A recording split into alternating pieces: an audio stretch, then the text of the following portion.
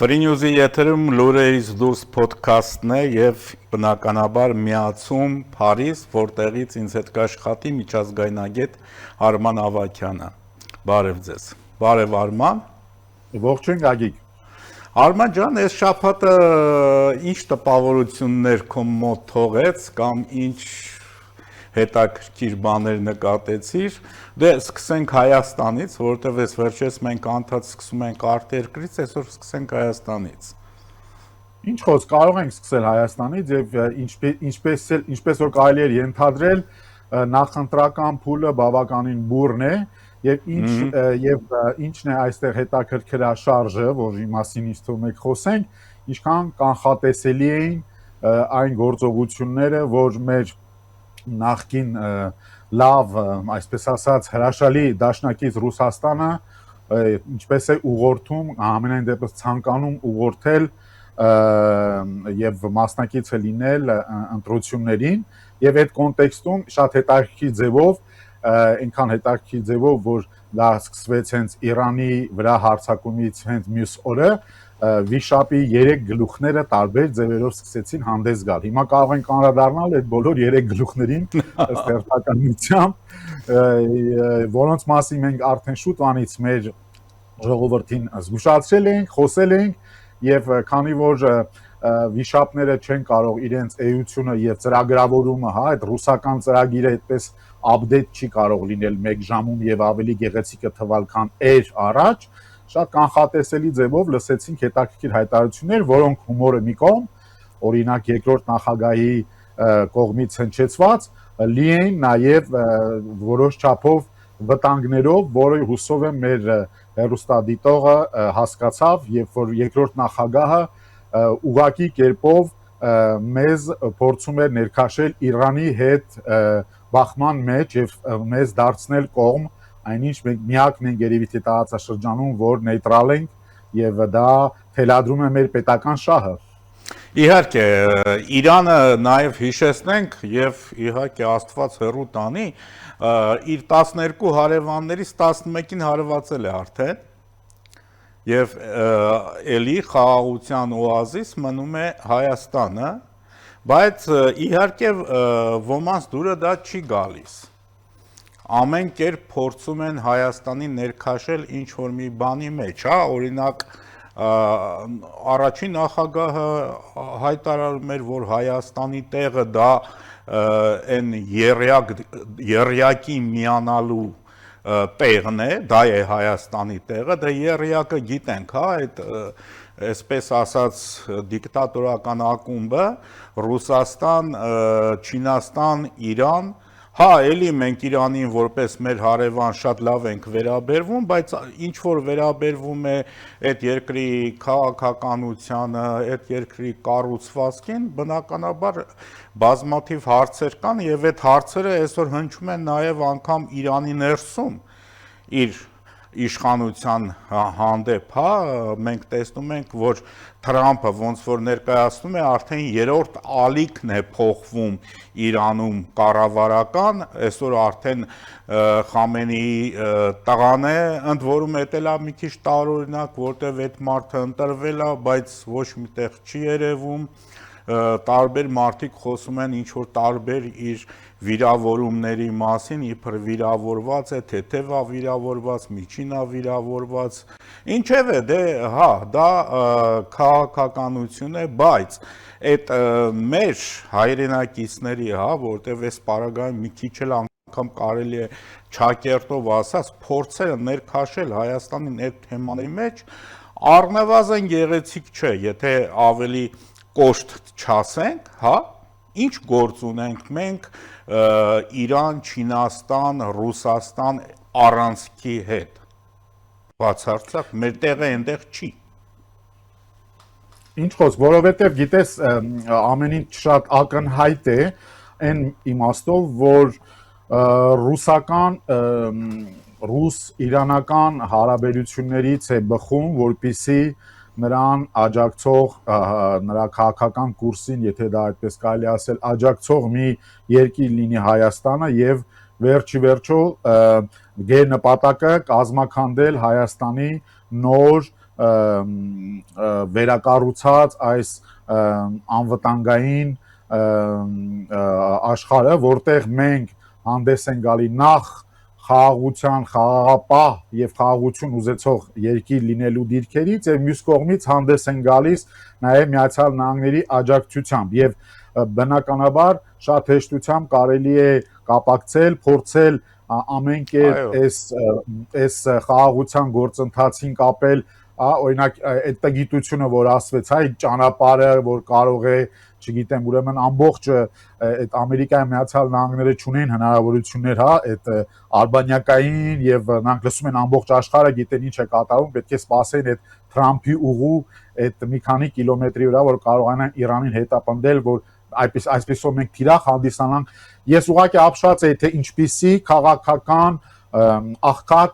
աղքատ գեոպոլիտիկայով գեոպոլիտիկ գիտելիքներով եւ զինված ղեկավար ենք ունեցել, բայց ամենահատկանշականը այն է, որ մենք ունեցել ենք մի ղեկավար, որի մասին նա ամեն օր կարողանում է նույն բանը ասել, որովհետեւ վերջերտո տեսնում ենք, չէ, այդ մարդու մոտ ոչ մի բան չի փոխվում եւ այստեղ միայն պետք է կոնստատացնենք, թե ինչքան 10 տարին հենց եթե իրեն մասին խոսենք, իրեն մասին կորցրել ենք այդ 10 տարին մի մարդու, որը ընդամենը առաջ է մղում Ռուսաստանի գերակա շահը։ Այստեղ շատ կարևոր բան կա, որ մենք խոսեցինք եւ պետք է հետդարձ կատարենք, դա առաջին նախագահ Լևոն Տեր-Պետրոսյանն է, որը շատերի մոտ մնում էր պատմության մեջ այն առաջին նախագահը, որ կարող էր անկախություն բերել եւ ժողովրդավարական երկիր բերել, այդ պատրանքը պես ինչ շռնդալից ձևով նա կոտրեց, այսինքն նա եւս ըստ էության ցավոք սրտի նա կանցնի պատմության աղբամանը, ես դա լրջությամբ եմ ասում, որովհետև մի մարդ, որը այսօր Կրեմլի դրածոյի օգտին է կոչ անում քվյարկել, մի դրածո, որը բոլորս հասկանում ենք, բնականաբար չի կարող լինել վարչապետ եւ մաքսիմում ձայներ են հավաքում, որպեսզի վերաբաշխեն Քոչարյանին, որը Ուկրաինայի կուչման էր, չէ՞, ոնց որ այն ժամանակ Ռուսաստանը անընդհատ բրդում էր, անընդհատ ասում էր նա պետքա լինի ղեկավարը։ Հիմա այս Քոչարյան կոչվածին են ուզում անընդհատ հետ բերել, որն էլ որ կարծում է, թե ինքը կարող է այսպես մտքի եւ դեմքի sense լուրջ արտահայտությամբ զանգեր անել, բայց այդ զանգերը ինքն էլ չի անում, հասկանում եք, այդ զանգերը պետք է Մոսկվան անեն, այսինքն մի մարդ է խոսում, որը նստած եւ խոսում է գավառի տիպակազով այդ Մոսկվա տերմինոլոգիայով, խոսում է նույն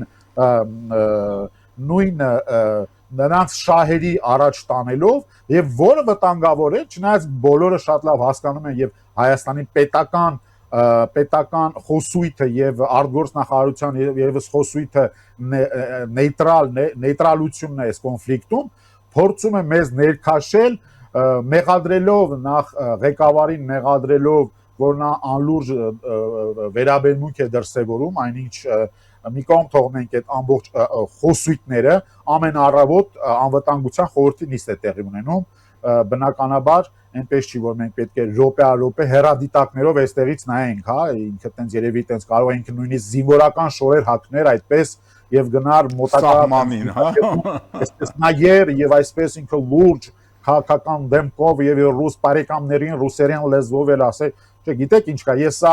հեգնանքով կարող է ստացվի նշում եմ, բայց մենք այս վիշապները, որ խոսում ենք, այդ գլուխները, տեսանք երևի կանրադառնանք նաեւ այն իրենց փոքրիկ բարեկամ են Նոյան Տապան Կոչեցյալին, որը եւս փորձելու են հատ քերել ինչ որ ձայներ, որպեսզի կարողանան, ինչպես իրենք նշեցին, այդ բոլոր դաշնակ, այդ տաշտակ, այդ բոլորների հետ միասին կարողանան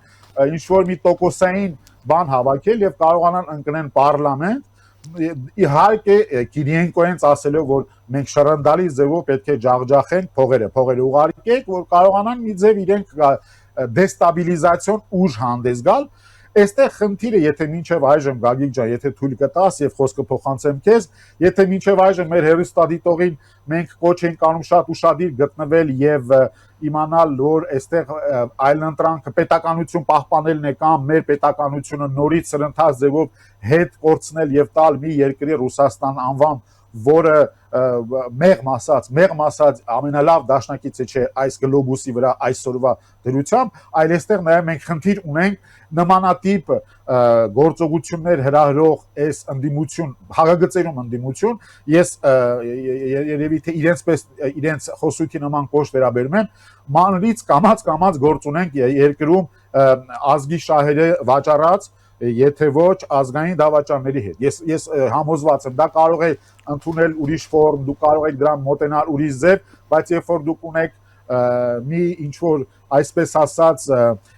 գեներալ, որը այսպես համբավ է ձեռք բերել, որ ինքը մեծ պատասխանատու ձևով ինչ-որ կռիվներ է մղել եւ շատ ուրախ կարելի ասել հոգու խորքում, որ հեսա Իրանում կռիվը սկսվեց, տեսեք թե մենք ինչ ձևով հիմա նյութենական կազմում 100 տարի առաջ պետք է լինենք, դա շատ խոսում փաստ է նրա մասին, որ այս ուժերը ընդամենը հույսը դրել են այդ դեստաբիլիզացիայով վերջ տալ ժողովրդավարության այս երկրում, վերջ տալ ազատ խոսքին, վերջ տալ Հայաստանի Հանրապետության ինքնորոշման, Հայաստանի Հանրապետության այսօր ինքնուրույն գործելու այդ գործիքակազմին եւ նրան փորձել, նորից եմ կրկնում, փորձել հետ մղել այդ կապանքների մեջ, որտեղ մենք եղել ենք։ Եվ վերջում Վիտալի Բալասանյանի այդ թևավոր արտահայտության մասն այդ տխրահռչակ անձնավորության, որին ես չգիտեմ էլ ինչպես կարելի է ասենք կոչել ինչ որ օգուտ տվող ինչ որ մի անձնավորություն այս երկրին, որովհետև եթե նրա վերջնական արդյունքը այսօր դա խոսելն է, այդ մարդուն լավ, եկեք չմտածենք թե նա պետք է հայտնվի բանտում, բայց համենայն դեպս դրան կոչեր են, որոնք հակապետական կոչեր են։ Ես ձեզ կարող եմ ասել, օրինակ, որ Ֆրանսիայում նման կոչեր, երբ որ հնչեին, մյուս օրը այդ անձը հայտնվելու էր KGB-ի պատվալում ֆրանսիական։ Բնականաբար եւ այդ ամեն ինչին ավելի մի տեսակ միս ու արյուն է տալիս այն հայտարարությունը, որ արեց Հայաստանի արտաքին հետախուզական ծառայությունը, այն է, որ դրսում, իսկ քանի որ ծառայությունը երևի թե ինչ որ պատճառով այդ կոնկրետ այդ դուրսը չի նշում, բայց մենք կարող ենք ենթադրել, որ այդ դուրսը հենց այն երկին է, որի մասին մենք նոր խոսում էինք, մանավանդ որ նա ունի նման հնարավորություններ, որ իր հատուկ ծառայությունները ճնշումներ գործադրեն հայազգի գործարարների վրա, որպեսզի նրանք աջակցեն Հայաստանի այս գործընթացներում ներգրաված իրենց, կոնտրագենտներին, այսպես ասած, ու բնականաբար եւ այստեղ մի քանի փաստեր են գալիս ու խաչվում իրար հետ Դանիել Իոաննիսյանն էր նաեւ հայտարարել, որ իրենք ունեն տեղեկություններ, որ Հայաստանում ինչ որ ավտոբուսներ են արդեն վարձվում մայիսի վերջ, հունիսի սկիզբ տրամաբանությամբ, որպեսզի գնան եւ դիմավորեն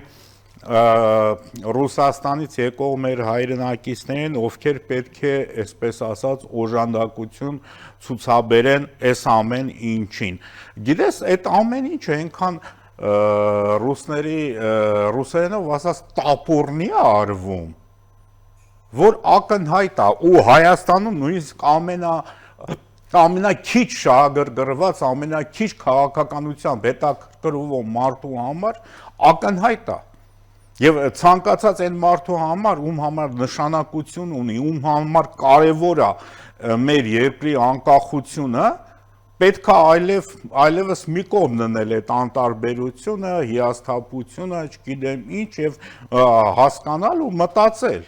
Իսկ մեր ժողովուրդը հասկանում է եւ մտածում է եւ շատ ճիշտ գիտի սևը սպիտակից տարբերելը։ Եվ մենք մեր հաղորդումներում միշտ ենք անդրադարձել, որ պետք է մի բան նաև կարողանանք վստահել մեր ինստիտուցիոնալ համակարգին եւ ես քեզ ասեմ շատ հետաքրքիր ձևով ես երեք գնեցի կարկանդակ եւ կարկանդակ ուտելով կարդում էի հետախուզական այդ տվյալները շատ հանգիստ, շատ հավատարակշռված եւ շատ գոհունակությամբ, որովհետեւ այստեղ ամեն ինչը գիտես ընկնում է իր տեղը։ Տես մի հատ հետաքրքիր մի փաստ։ Ուրեմն մենք գործ ունենք, օրինակ խոսենք վիշապի Էմյուս գլխից, որը կոչվում է ռուսական օլիգարխ, ուրեմն դու պատկերացնում ես մի քաղաքական իրավիճակ, որտեղ մենք ունենք ընտրություններ, որոնք հունիսի 7-ին են, այսինքն վաղն են, այսինքն էլ բան չի մնացել, եւ նրանք կանգնում բոլորով այդ ամբողջ թիմը, թե թիմ ասածը նրանց ընտանիքը։ Որ քույտեղեն հետո տանիքով հավաքվել են այն բանը էլ, որ եկեք թե սա կոչվում է ինչպես խափենք ժողովրդին, որ մեր հոպարը վարչապետը։ Բոն։ Հիմա ինչ այստեղ կատարվում։ Հոպարը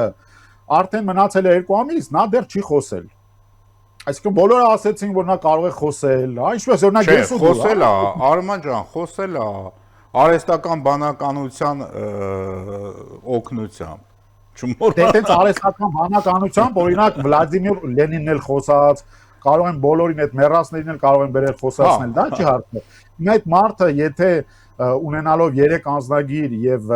բոլորն էլ շատ լավ հասկանում են, որ այդ մարդու գեր նպատակը մի մարդ, որ եթե Կիպրոսի անձնագիրա ձեռք բերել, այդ որպեսզի խուսափի սանկցիաներից գնա օֆշորային զոնաներում։ Հիմա նա եթե ուզում է, որպեսզի ինչ-որ շահեր, եթե ունի այդ շահը նա է, որ որոշ չափով կարողանա սանկցիաներից դուրս գալ, օրինակ Ֆրանսիայի հարավում, ասենք մի հատ մեծ առանձնատուն կա, հա, որը բռնագրավված է, որովհետև կասկածում որ դա Գազպրոմինն է եւ նրա անունով է, որտեղ նա երբեք ոտք չի դրել, բայց նրա անունով է։ Օրինակ ինչ հետաքրքիր կլիներ, երբ որ նա ունենար ինչ որ մի պաշտոն, հա, եւ կարողանար իր ակտիվները, ասենք, ապասառեցնել։ Բայց դա նաեւ եւս մի կողմ դնելով, եթե նայեք վերցնենք այն վերսիան, որ Ռուսաստանում այսօր ինչ որ ՆԳ-ն այդ արտաքին հետաքրությունը տարածեց, որ գործարար աշխարհի վրա այսօր, որովհետև չենք մոռանում, Ռուսաստանում գործարար աշխարհի կրիշաները սիլավիկներն են։ Այդ ԿԳԲ ուժայիններն են, որոնք ապահովում են այդ կրիշան Ռուսաստանում կա։ Բոլոր միջինից բարձր բիզնեսները ունեն կրիշաներ։ Հիմա այսօր այդ կրիշաները ասում են, ախպեր, մեզի փող մի տվեք, չէ, ես դա փորձում եմ մի քիչ ավելի սենց ժողովրդական լեզվով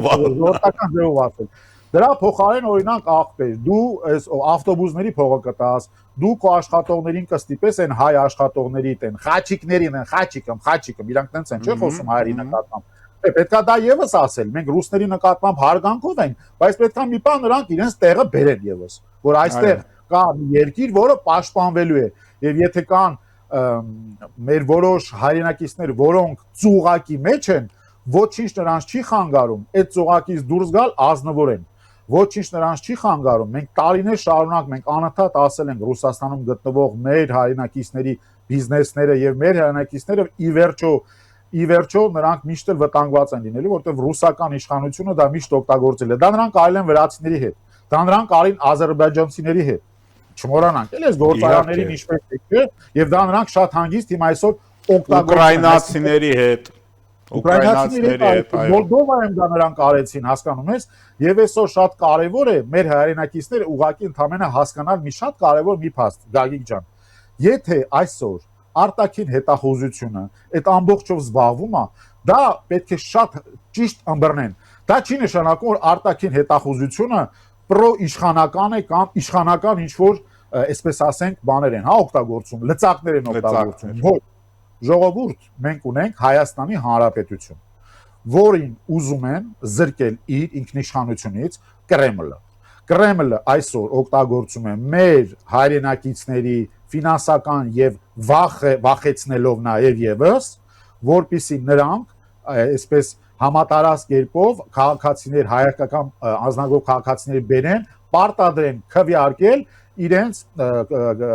տեխնացուի օգտին։ Դե հիմա դա կարա լինի Սամվել Կարապետյանի օգտին, վերջի բոլորս հասկացանք այդ Նոյան տապանախառը, այդ բոլոր այդ շիլան, ռուսա, բելարուսական շիլան, վերջում sense հավաքվելու է ու այն մեծ գեոպոլիտիկ Ղարաբաղսկի մեր երկրորդ նախագահին բերեն նորից կարգեն Հայաստանի թագավոր, ինչպես իրենք են սիրում ասել։ Հայաստանի թագավոր, այստեղ խնդիրը գիտեք ինչ է, նորից եմ կրկնում, անձերի մեջ չէ, այստեղ խնդիրը պրինցիպն է, այստեղ խնդիրը մեր պետականությունն է։ Արդյոք մենք պահպանում ենք այդ պետականությունը, որի շնորհիվ այսօր մենք պատերազմի մեջ չենք։ Դուք պատկերացրեք, եթե մենք լինենք ռուսական պրոքսի այստեղ, դուք պատկերացնում եք մենք ինչ վիճակում ենք հայտնվելու։ Իհարկե։ Եվ այսօր այս պատերազմական վիճակով մեր երկրի ղեկավարը գտնվում է Ֆրանսիայում, շատ հանգիստ, Այո։ շատ նորմալ, բազմաթիվ երկրների ղեկավարներ նույնպես այնտեղ են գտնվում, Եվ քննարկվում հիմա է այդ միջուկային, ինքնիշխանության, եթե թույլ տաս, այդ ինքնիշխանության մի բան օրինակ բերեմ, Գագիկ ջան, հա, որտեղ օրինակ որ մեր ժողովուրդն տեսնի, որ մեր որոշումները ընդունում ենք մենք։ Իսկ ինչ որոշումների մասին է այստեղ խոսքը։ Միջուկային էներգիայի մասին է խոսքը։ Նախ պետք է մեր հերոստատիտողին եւս նշենք, որ նույն Եվրոպան, հենց նույն Գերմանիան, հա, անցավ տարիներ, այս կոնֆլիկտայնությունները, այս գազային կախվածությունները Ռուսաստանից եւ այլն բերեցին նրան, որ այդ բոլոր էկոլոգիական թեմաները, որոնք ասում են այդ միջուկային էներգիայի վատ լինելու էկոլոգիապես կեղտոտ եւ փոխարինելու մասին, այդ բոլոր խոսույթները հասկացան, որ ապարդյուն են, որովհետև տես օրինակ Ֆրանսիան ունենալով 40-ից ավել ատոմակայաններ էլեկտրականության այդ շնորհիվ նա կարողանում է իր տնտեսությունը պահել, տես ինչ դժվարություններ ունի Գերմանիան, որը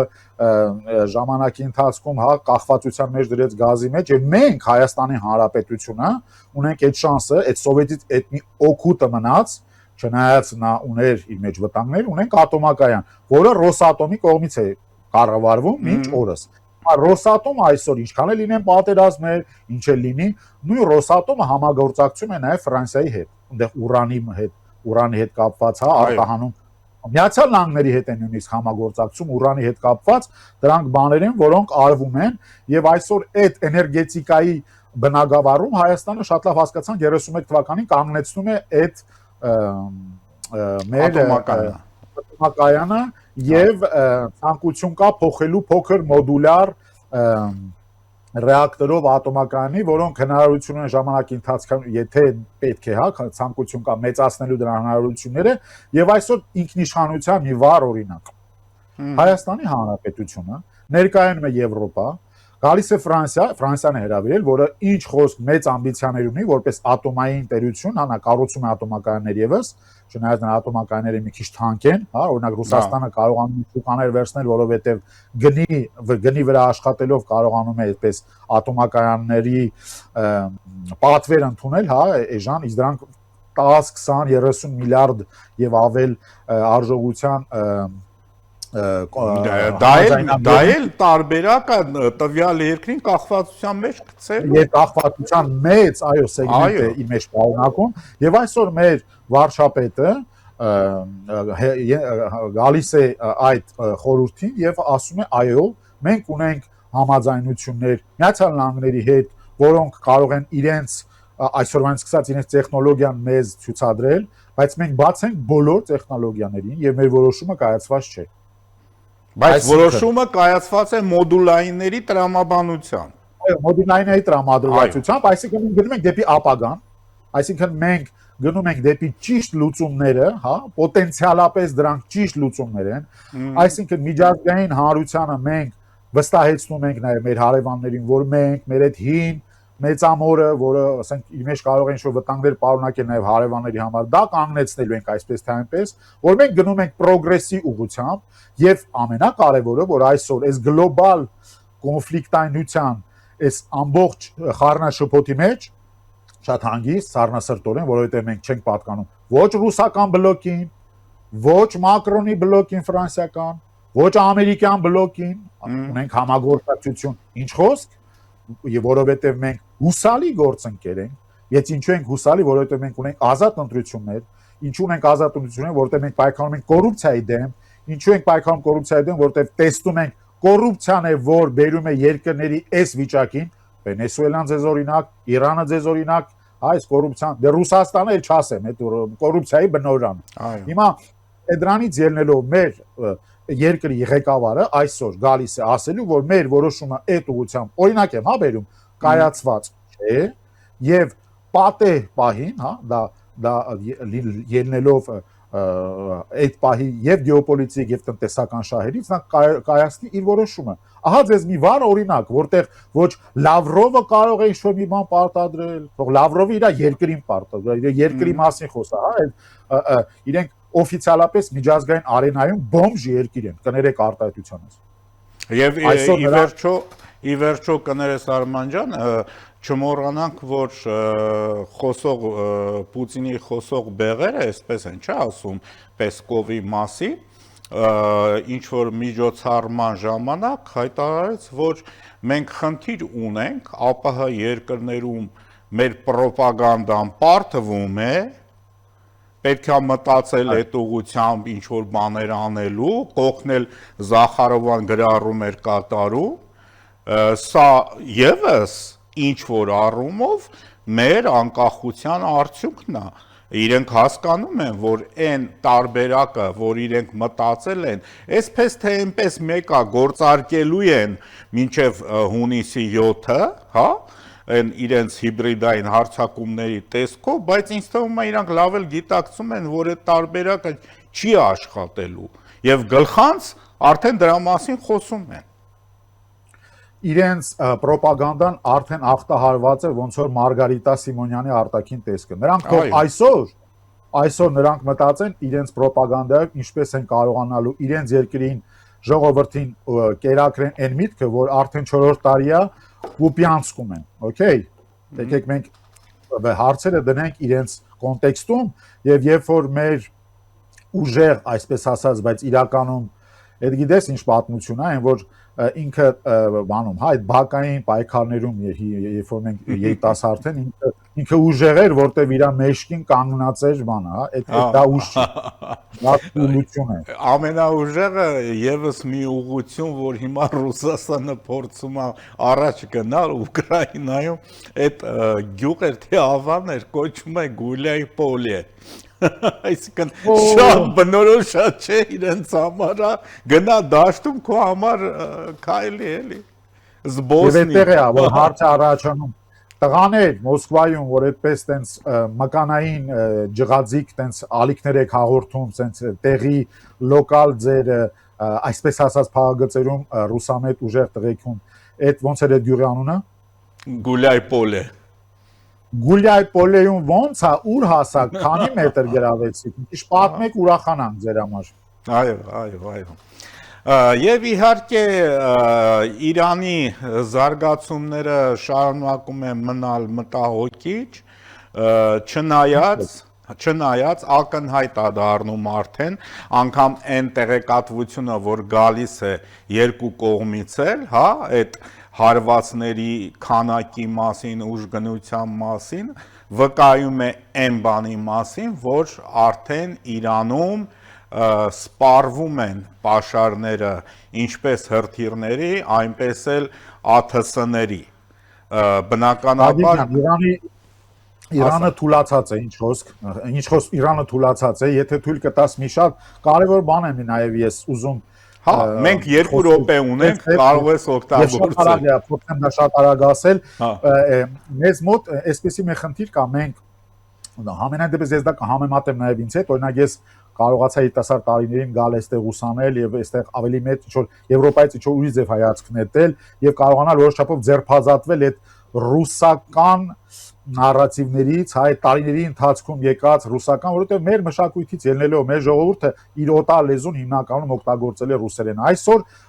օտար լեզով, ասենք, ես երիտասարդները հաստատ, բայց մի քիչ տարիքով մեծերը այնպես չի որ կարող են օրինակ CNN-ից կամ չգիտեմ BBC-ից անգլալեզու կամ ոչ պարտադիր կերպով ռուսական լեզվի մամուլից իմանան, հա, այդ ինֆորմացիաները եւ փորձեն զատել, հա, բայց ես հավատացնում եմ մի շատ հետաքրքիր մի բան։ Տեսեք, մենք Իրանի հետ շատ նեյտրալ քաղաքականություն ենք վարում, որը ճիշտ է, ինչ խոս, եւ դա երկկողմանի օգուտ է, որտեղ Իրանը մեզ կարող է նաեւ օգնություն խնդրել հումանիտար հարցերում եւ մենք այսօր ոչ մի կերպ չենք ներգրաված այդ հարցերում եւ դա բխում է նաեւ մեր քաղաքական շահից, բայց այստեղ մի շատ կարեւոր բան կա նաեւ որ պետք է մենք հասկանանք ի տարբերություն ռուսական այդ նարատիվներով եկած դարերից տասնամյակներով եկած բանից, որ Իրանի ինչ որ կատարվում է ներսում, դա անարդար մի իրավիճակ է, տեսեք, ժողովրդի մեծամասնությունը ըստ էության մեծամասնությունը մոլլաներին չի ուզում։ Իրանի երիտասարդ բնակչությունը բավականին երիտասարդ կրթված մարդիկ են։ Ինչ խոսք այսօր տարընթերցում կա Իրանում, որովհետև մի կողմից Թրամփը նրանց ասեց դուրս եկեք փողոցի բոլորը ես գան այո, այդտեղ էլ խնդիր կար, այո։ Դուրս եկան փողոց, ջնջխվեցին եւ նապաստակի պես այդ ռեժիմը նրանց վերացրեց, մինչև 30,000 մարդ է խոսում։ Ու պատկերացնում եք, մենք այստեղ հանրապետության հրապարակ դուրս գանք ու դուրս գան ասենց ավտոմատով բոլորին մաղեն, հասկանում եք, հավաքեն։ Եթե հերիք չի գնան հիվանդանոցներում ովքեր կան դրանց գտնեն, բերեն, ծեծեն, սպանեն եւ այլը, եւ դիակները հանձնելուց էլ փող ուզեն։ Դուք պատկերացնում եք, այսինքն ինֆորմացիաները շատ տարբեր են, որոնք մենք ընդունում ենք։ Ես ձեզ հավատացնում եմ, այնպես չի որ ես արևմտամետ եմ կամ ես իմ երկրի շահերն եմ առաջ տանելու, որովհետև ես հավատում եմ, որ իմ երկիրը պետք է լինի ազատ եւ անվտանգ եւ իմ երեխաները երջանիկ են լինելու, ունենալու այսպիսի հայրենիք։ Բայց խնդիրը ինչու՞մն է այսօր, որ մենք պետք է հասկանանք մի բան, որ պետք է հավատանք եւ հուսանք, որ Իրանի ժողովուրդը եւս իրավունք ունի վաստակել է 40 տարի այդ մոլայական այդ ռեժիմից հետո վերջի գտնվել մի դեմոկրատական համակարգում, այդ թե ինչպես նրանք կորոշեն, այդ իրենց իմանալիքն է։ Թե ինչպիսի մակարդակի դեմոկրատիա կլինի, որտեղ կրոնը ինչպես կլինի, ներգրավված չի լինի, այդ իրենց իմանալիքն է։ Բայց երիտասարդությունը ուզում է ապրել։ Ես իրանցի ընկերներ ունեմ այստեղ, նրանք բոլորը ուզում են ապրել։ Նրանք ընդհանրապես ուզում են գլխաշոր չպարտադրեն, նրանք ուզում են կրթվել, նրանք ուզում են։ Եվ հետո շատ կարևոր մի բան, եթե թույլ կտաս եւ ավարտեմ, արաբական աշխարհը շատ վաղուց հասկացել է, որ այդ կոնֆլիկտայնությունը ոչինչ չի բերելու։ Տես, բայց այսօր նրանք ինչպես ֆիքսեցին, օրինակ պատկերացրեք Դուբայը 30 տարի շարունակ նրանք աշխատել են, որպեսզի իրենց տուրիզմը զարգացնեն եւ վստահեցնեն, որ այստեղ է գտնվում խաղաղության օազիսն ու այստեղ կարող եք բերել ձեր գումարները, կարող եք դուք տես նրանք ինչպես կարողացան 24 ժամում հարվածել այդ տուրիզմին։ Իսկ դա ի՞նչն է։ Դա արաբական աշխարհի վաղվա օրն է։